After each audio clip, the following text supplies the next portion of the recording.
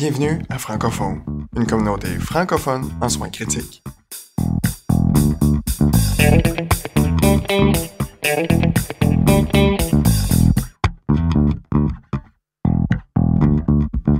Et bonjour tout le monde, c'est Yann Ajmo sur le Francophone. Aujourd'hui, je suis en compagnie de Ariane Larreau. Salut Yann. Salut, ça va bien? Oui, ça va. Oui, alors, suite à notre dernier balado sur notre expérience première vague du COVID, ça a été vraiment un franc succès. On a eu beaucoup de réactions sur Twitter. Durant ce balado-là, on discutait très rapidement de l'hydroxychloroquine et de la chloroquine et on voulait faire une suite là-dessus, tel qu'on vous l'avait promis. Donc, avec l'annonce toute récente de l'OMS de suspendre tous les essais cliniques sur l'hydroxychloroquine suite à la publication du Lancet du 22 mai dernier. Alors, on se demandait si c'était pertinent de faire un balado sur l'hydroxychloroquine. Moi, je pense que oui. Toi, qu'est-ce que tu en penses, Ariane? Oui, ben en fait, j'ai suivi beaucoup le sujet là, depuis le début de la pandémie. L'objectif, c'était de faire un balado sur ce sujet-là un peu plus tôt, mais à toutes les semaines, il y avait des nouveaux développements, donc ça devenait difficile là, de publier et tout en restant à jour. Mais à ce jour, le 27 mai, je pense qu'il est encore pertinent d'en discuter, en fait, pour clore le dossier. Pour vraiment faire un survol de l'historique de toutes les publications qu'il y a eu sur le sujet, puis de comprendre comment on est passé d'utiliser l'hydroxychloroquine à large échelle, donc on s'entend, ça a été fait de façon mondiale, jusqu'à ce jour qu'on est rendu avec un avis de l'OMS qui nous dit qu'il suspend tous les essais cliniques sur l'utilisation de cette molécule-là. Donc pour bien apprendre de nos erreurs, il faut comprendre qu'est-ce qui s'est passé. Puis on trouvait vraiment important là, de faire un survol complet là, du sujet, puis de faire un peu l'historique de qu'est-ce qu'il y a eu comme publication qui explique un peu qu'est-ce qui s'est passé là, avec l'hydroxychloroquine en temps de COVID. Ouais, effectivement, je pense que ça peut être une belle leçon qui pourrait servir dans le futur. Si je me rappelle bien, tout a commencé avec la chloroquine, hein? C'est bien ça? Oui, c'est ça. Donc, en fait, on pensait que les antipaludismes auraient un effet bénéfique en COVID parce qu'on a observé dans des études in vitro que la chloroquine serait efficace contre différents virus, dont certains coronavirus. Donc, la molécule de la chloroquine, donc la même chose avec l'hydroxychloroquine, aurait un effet antiviral en alcalinisant le pH qui est requis pour faire la fusion entre la cellule et le virus. Donc, dans le fond, on vient bloquer le phénomène d'autophagosome. Puis, il y aurait aussi possiblement un effet d'interférence au niveau du récepteur sur lequel le virus se lie pour rentrer dans la cellule. Donc, initialement, on peut dire que théoriquement, ça faisait du sens d'étudier cette molécule-là.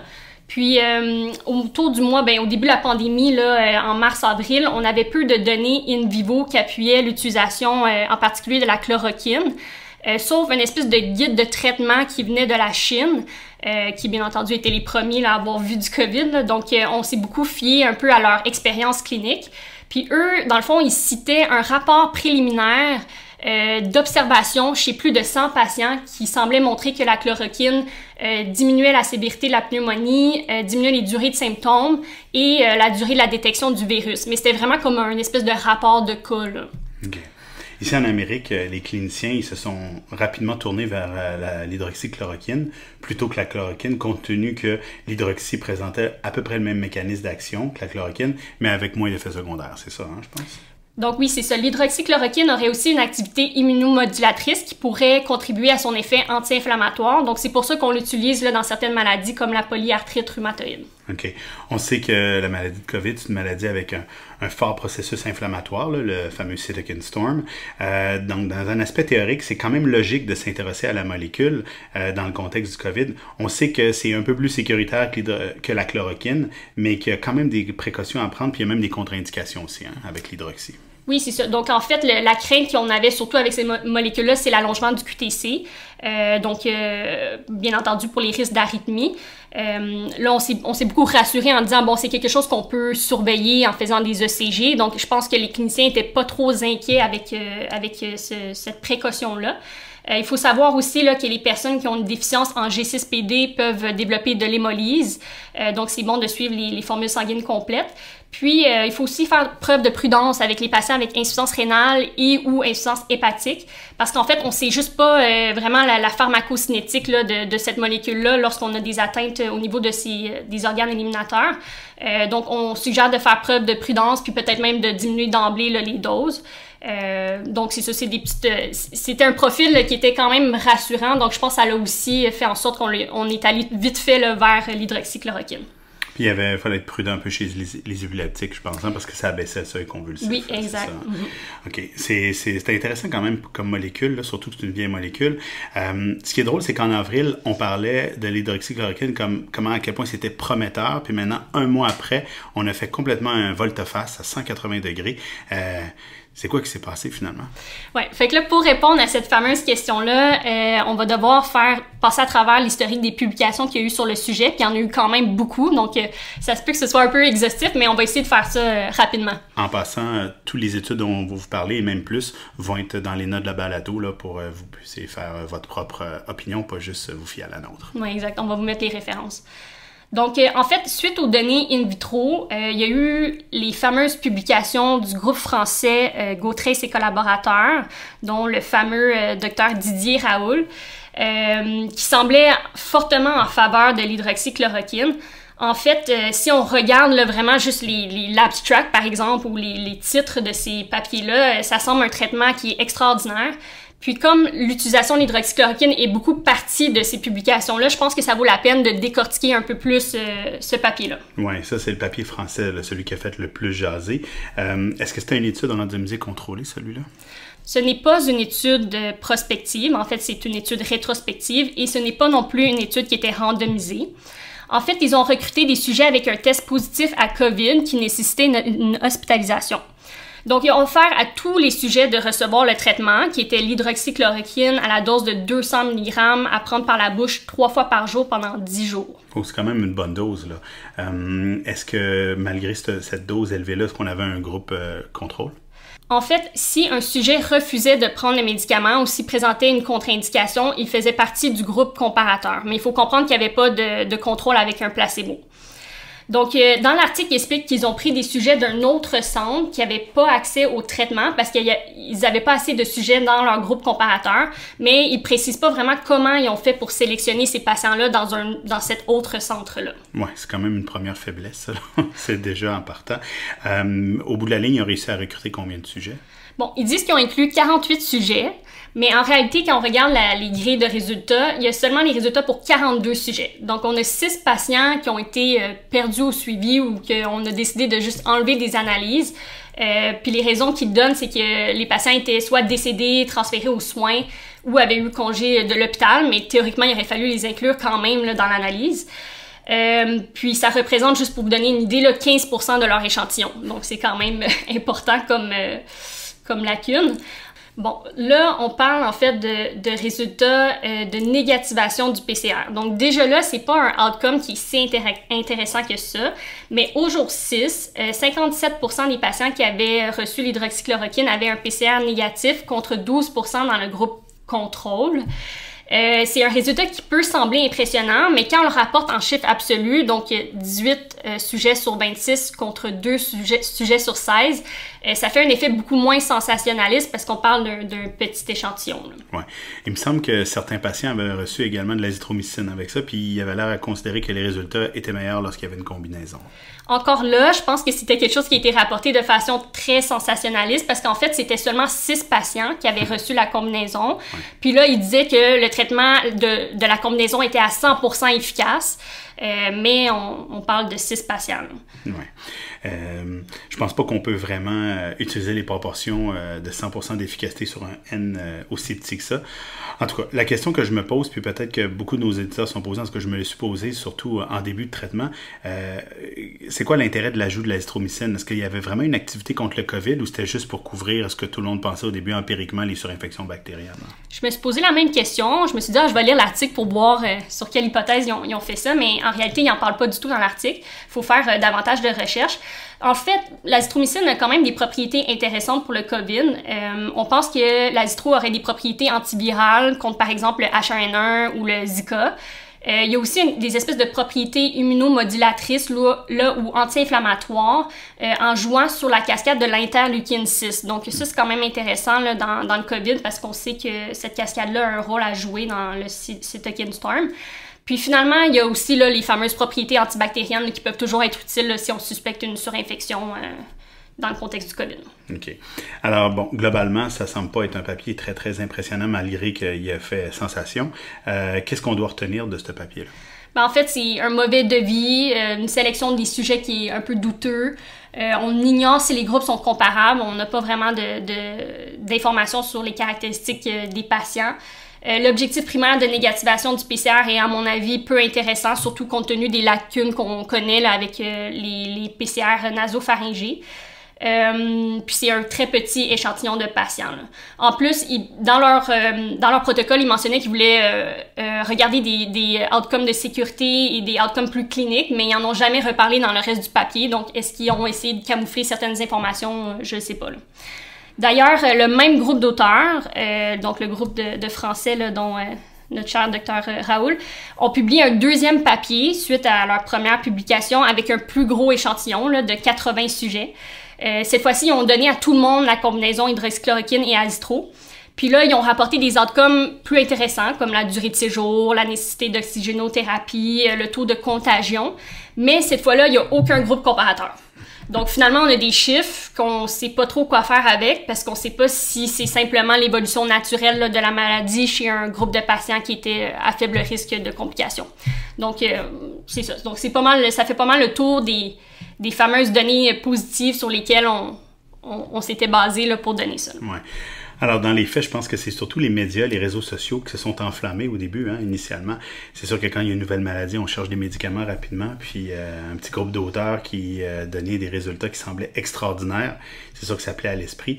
Je dis les médias et les réseaux sociaux, mais on voit bien aussi que beaucoup de professionnels de la santé dont nous sommes se sont beaucoup tournés vers l'utilisation de la molécule, l'hydroxychloroquine. Après ça, ben, il y a dû y avoir d'autres publications sur le sujet. J'aimerais ça que tu m'en parles un peu avant qu'on parle du papier du Lancet qui est sorti cette semaine en date du 22 mai. C'est ça. En fait, il y a eu d'autres études observationnelles qui semblaient montrer soit pas d'effet ou même une possible augmentation de la mortalité, dont un exemple, c'est l'étude sur un registre de vétérans, là, donc vous pourrez voir dans les références. Mais comme ce sont toutes des données observationnelles, ben on dirait qu'on se dit c'est d'autres, on peut pas vraiment encore se baser là-dessus pour prendre une décision. Donc, il faut dire qu'il y a aussi eu, après le papier français, une petite étude randomisée contrôlée chinoise de 60 sujets qui semblait montrer une différence d'une journée pour la résolution de la fièvre et de la toux en faveur du groupe hydroxychloroquine et possiblement même une amélioration radiologique de la pneumonie chez ces patients-là. Il faut prendre en compte que c'était une population de patients qui étaient peu malades, mais c'est sûr que cette publication-là nous a peut-être encouragés à continuer d'en donner pour ceux qui en donnaient déjà. Après le 7 mai, une étude randomisée contrôlée a été publiée qui est probablement la plus grande étude randomisée contrôlée sur le sujet. Donc c'est de là, je pense, qu'on a commencé à voir la fin là, de l'épopée de l'hydroxychloroquine. Oui, je pense que nous aussi, c'est à peu près à cette époque-là qu'on a arrêté d'en donner. C'était quoi la méthodologie de cette étude-là? Donc c'est ça, c'est une étude randomisée contrôlée multicentrique qui a été aussi effectuée en Chine dans 16 centres différents. Eux, ils ont randomisé 150 adultes atteints du COVID qui nécessitaient aussi une hospitalisation. Donc, ils donnaient hydroxychloroquine 1200 mg par jour pendant 3 jours, puis 800 mg par jour pour 2 à 3 semaines là, selon la présentation du patient. On s'entend, c'est quand même des bonnes doses, là, des doses supérieures là, aux autres études. Le groupe contrôle, eux, recevaient un traitement standard. Donc, malheureusement, il n'y avait pas l'utilisation de placebo, mais ils recevaient le traitement standard. La plupart des patients aussi là, ont reçu l'azithromycine, donc c'est quand même quelque chose à garder en tête. Leur objectif primaire, c'était la négativation du PCR au jour 28. Qui était pas différent entre les deux groupes. Donc, pour environ dans les deux groupes, c'était environ 85% des patients qui avaient négativé leur PCR au jour 28. Ils ont aussi regardé les PCR au jour 4, 7, 10, 14 et 21. Puis les délais pour la négativation du PCR, puis il n'y avait pas de différence non plus à ce niveau-là.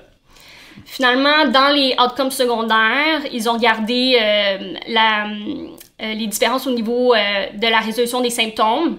Puis il n'y avait pas de différence là non plus, sauf pour une résolution plus marquée de la CRP et de la lymphopénie chez les patients qui recevaient l'hydroxychloroquine.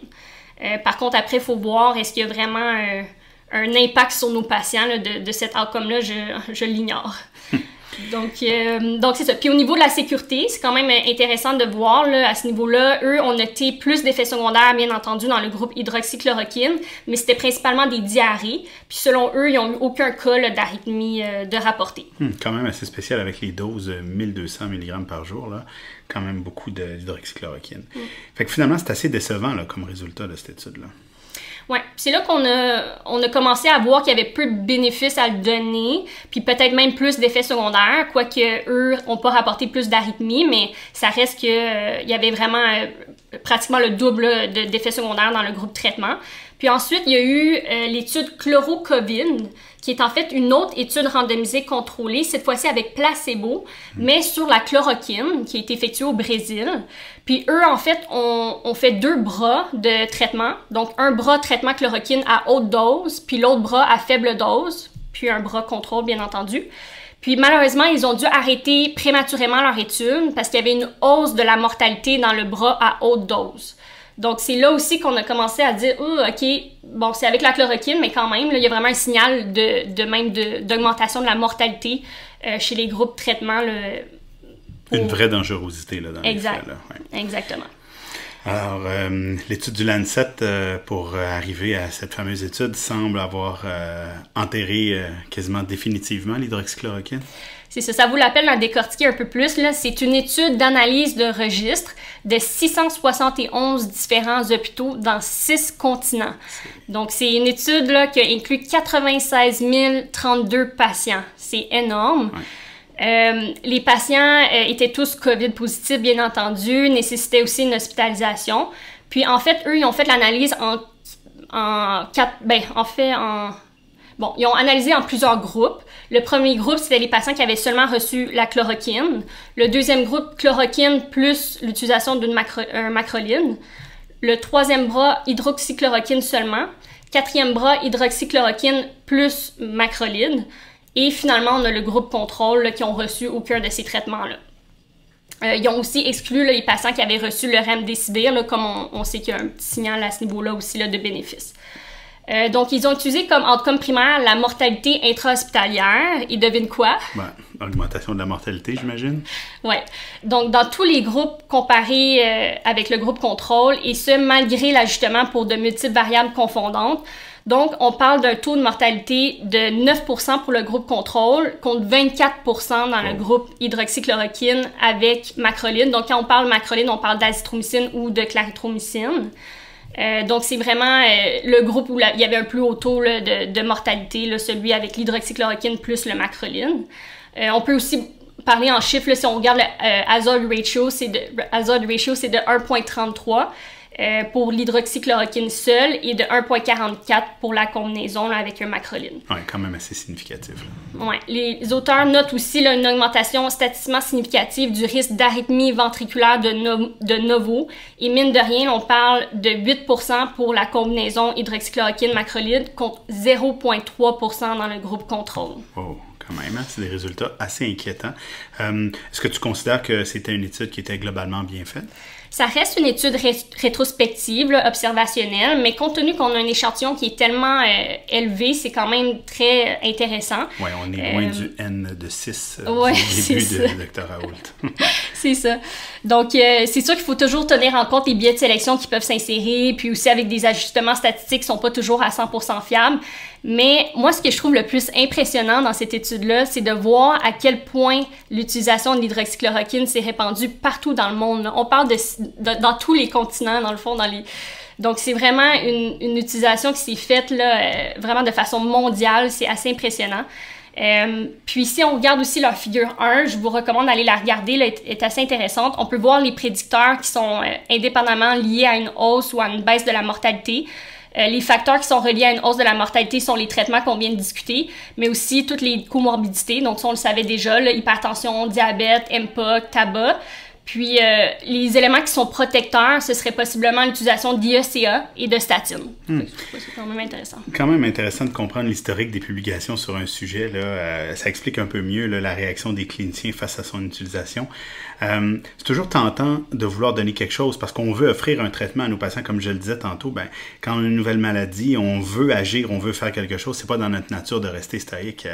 Il y a quelqu'un qui pourrait dire, bof, ben, c'est relativement bien toléré, on peut suivre le QT. Si ça marche, tant mieux. Si ça marche pas, tant pis. Qu'est-ce que tu y répondrais à ça? Parce que c'est quelque chose qu'on a entendu beaucoup, qu'on s'est même dit nous-mêmes. Alors, on se disait, tant qu'à surveiller, allons-y, puis voyons ce que ça donne. Qu'est-ce que t'en penses? Bien, c'est sûr que premièrement, je dirais écoute notre balado. C'est excellent. Pour bien comprendre. Non, mais pour vrai, il faut avoir une... C'est important de faire la revue de la littérature. Oui, c'est facile. Un moment donné, il y a tellement de publications qui sortent que c'est facile de juste lire les grands titres, de lire les abstracts, puis de dire « Ah, ben ça fonctionne probablement, on va y aller vers ça. » Mais malheureusement, il faut faire l'exercice là, de critiquer davantage ces études-là. Il faut aussi... je dirais à cette personne-là, il faut prendre en compte là, que les patients, une fois qu'ils sont admis à l'hôpital, puis surtout aux soins intensifs, là, vont souvent avoir déjà une atteinte rénale, une atteinte hépatique, et même une atteinte cardiaque avec le COVID.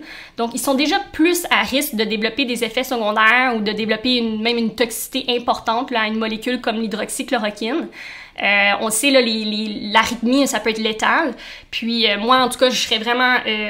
fâchée là, que, par exemple, on donne ça à ma mère, qu'elle décède d'une arythmie alors qu'elle aurait pu très bien éviter cet outcome-là si on n'avait pas donné ce traitement-là, qui, en plus, ne semble même pas montrer de bénéfices là, jusqu'à maintenant. Absolument. Il faut aussi comme pas banaliser les effets secondaires comme la diarrhée, puis les hypoglycémies, puis même l'hémolyse à la limite, parce que ça peut prolonger la durée d'hospitalisation des patients, puis après, le patient peut attraper un sédif, puis, etc. Donc, il faut pas non plus banaliser là, ces effets secondaires-là. Ouais. Bon, je pense que c'est clair que l'hydroxychloroquine n'a pas vraiment sa place là, pour nos patients admis aux soins intensifs. Mais est-ce qu'il y a encore de l'espoir? Est-ce que ça pourra encore être utile si on l'initie un peu plus tôt dans le développement de la maladie? Il me semble qu'il y a quelques études qui semblent aller dans cette direction-là. Toi, qu'est-ce que tu en penses? Oui, ça c'est intéressant parce qu'en effet, toutes les études qu'on a parlé aujourd'hui, c'est chez des patients qui ont nécessité une hospitalisation. Donc, on est souvent rendu dans les jours 5, 7 de leur maladie ou même plus tard. Alors que le principe théorique là, qui nous avait intéressé initialement avec l'hydroxychloroquine, c'est son effet antiviral. Donc, son effet est probablement plus bénéfique quand on est dans une phase de réplication virale importante, qui est plus dans les premiers jours, même les jours -1, -2 là, des développements des symptômes. Donc, faut pas non plus... peut-être qu'il va y avoir une niche là, de patients qui pourraient en bénéficier, mais faut apprendre de nos erreurs puis pas l'utiliser d'emblée là, sans avoir les évidences robustes là, qui vont appuyer l'utilisation de cette molécule-là dans ce contexte spécifique-là. Ouais.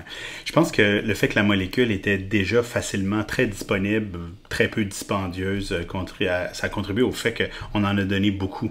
Mais peut-être qu'il aurait été plus sage d'attendre les résultats. Je pense que tout le monde était pressé puis il ne pouvait pas attendre une étude randomisée contrôlée. Un peu comme on est en train de faire, à contrario, avec la colchicine, hein, présentement. Ça semble être mieux, même si ça semble être mieux fait, mieux pensé, mieux réfléchi, même si la molécule est facilement disponible et elle ne coûte rien, à l'image de l'hydroxychloroquine. Mais c'est ça, en préparant le balado, je me suis dit pourquoi est-ce qu'on est allé si vite vers l'hydroxychloroquine alors que la colchicine, c'est un peu le même principe, au niveau du mécanisme d'action, puis au niveau de la disponibilité qui est déjà là, que c'est pas cher. Donc, puis je me suis dit peut-être que c'est le fait d'avoir, avec la colchicine, d'emblée décidé d'aller vers une étude randomisée, contrôlée, avec un super bon devis. Donc, on va se donner une petite tape dans le dos, là, Montréal, c'est quand même un projet de Montréal. Là, donc, je sais pas si c'est le fait d'avoir été d'emblée vers une étude d'envergure qui a fait en sorte, tout le monde s'est dit, on va attendre les résultats, puis on va pas se donner la peine de faire des petites études boboches, là, observationnelles. On va tout simplement attendre les résultats préliminaires avant de commencer à en donner à tout le monde. Donc, je trouve que c'est une belle leçon d'être critique envers les études, de se dire peut-être que ça vaut la peine là, d'aller directement vers une belle étude bien faite avant de publier d'autres petites études Ben, je suis tout à fait d'accord avec toi, Ariane. Je pense que la nature, la médecine, les pharmaciens ont tous horreur du vide. C'est probablement pour ça qu'on a sauté sur l'hydroxychloroquine. Tant mieux si on l'a bien fait avec la colchicine. Je pense qu'il faut attendre les publications un peu plus solides pour donner des traitements, par exemple, comme la colchicine qui est en train de se faire à l'Institut de cardiologie de Montréal. J'espère que ces informations-là vont avoir été utiles pour vous. Je pense que si vous prescrivez encore de l'hydroxychloroquine, je pense que c'est le temps d'arrêter. Ou si vos patients arrivent avec ces prescriptions-là, je crois que c'est tout à fait sage d'arrêter de donner ce traitement-là. J'espère que ça a été utile puis que vous avez eu un bon résumé. En tout cas, Ariane a fait un excellent résumé. Je voulais te remercier parce que c'était un travail de moine, hein, puis ça a été à refaire et relire, échanger tes références. Je pense que j'ai 10 versions. Je comprends, puis c'est la preuve que c'est ce qui se passe dans le COVID. Hein. Tout change tellement vite. Et je vous rappelle qu'il faut tenir compte qu'aujourd'hui, on est le 27 mai. Donc, il faut y aller avec les dates actuelles. Puis peut-être que dans 3 semaines, 1 mois, 1 an, les choses vont être différentes. En attendant, faites attention à vous. Continuez à lire, continuez à nous écouter. J'aimerais ça avoir votre opinion sur Twitter, sur tout ce qu'on vient de se dire. N'hésitez pas à nous faire part de vos commentaires. Suivez-nous sur toutes les plateformes, Apple Podcasts, Google Podcasts, notre site Le Francophone et Spotify. Merci, au revoir. Salut Ariane. Merci, à la prochaine. Bye.